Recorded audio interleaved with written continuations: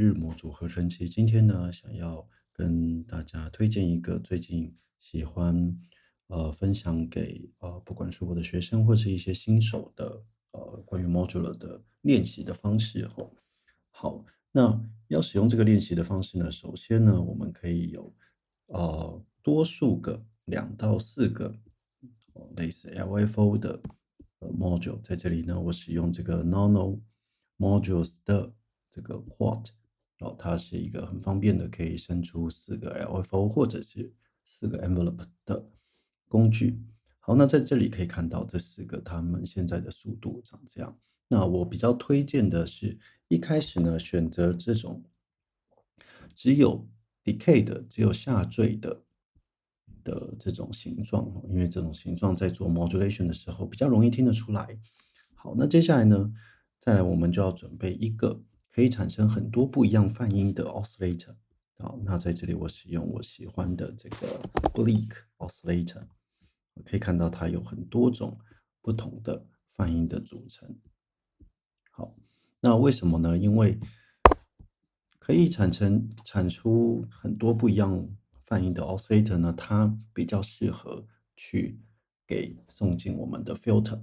好，那这里想要提一个很重要的观念哦，就是一个音源不要把它当做只有一个音源来看。比方说，我在这里送进2个 filter，那只要这2个 filter 它们的 modulation 的动态不一样的话，它其实就可以当做是2个声音哦。好，那最后呢，那我就把它送进这个 delay 效果器。那这个 delay 现在是关起来的哦，然后最后 output 出去。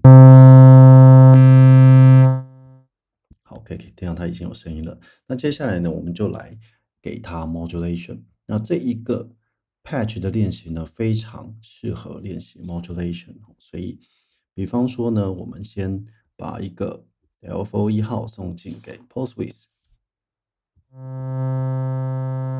打开 modulation 的量。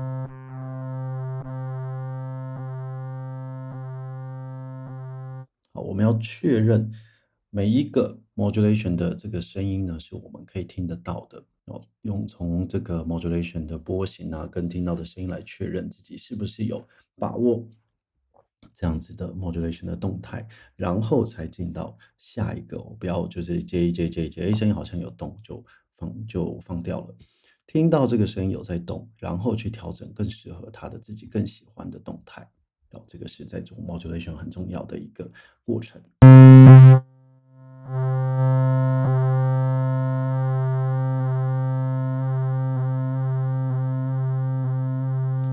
接下来呢，我再送第2个 modulation 给这个波形的部分。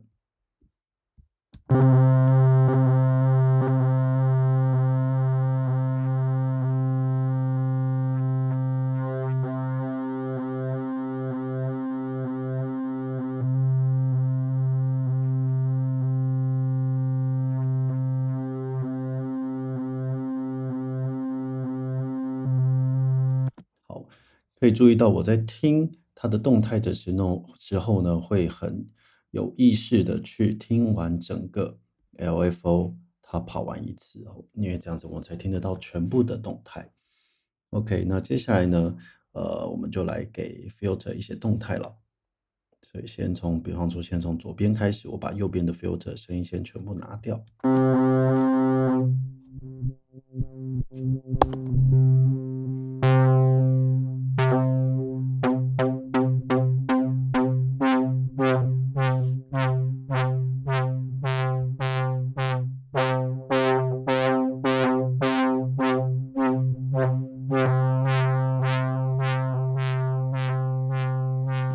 好，那我在做这样子的练习的时候呢，我会注意不要让一个部分的，比方说像 filter 的动态呢，明显到盖过其他的这些声音的进行哦，因为这样子其实会可以增加一点对于听力的练习。就是我们在做一个 modulation 的时候呢，还要注意保留其他的 modulation。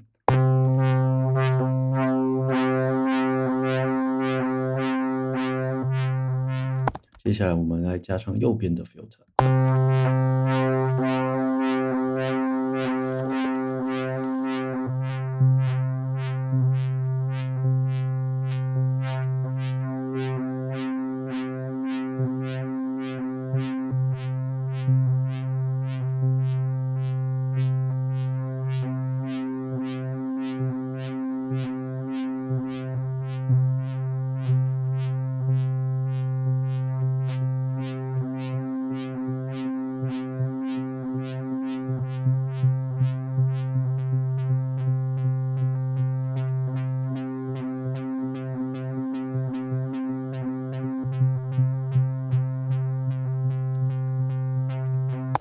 好，那到了这个步骤呢，有时候呢，我会再把之前去控制 oscillator 的东西来看看还有什么其他的 modulation 可以增加哦。比方说，我可能可以增加这个resonance 的 modulation，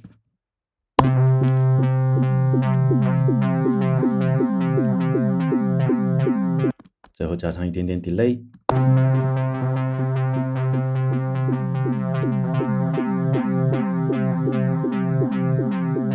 OK，就完成了吼。那这个练习非常推荐给大家，它可以去增强对于 modulation 的意识跟听觉。那最重要的是呢，在这里我没有使用任何的同步，所以要用耳朵、用听觉加上自己的喜好去决定我们到底要用怎样速度、怎样形状的 modulation。那这一点呢，在充满自由度的 modular 合成器里面是我觉得是非常非常重要的吼。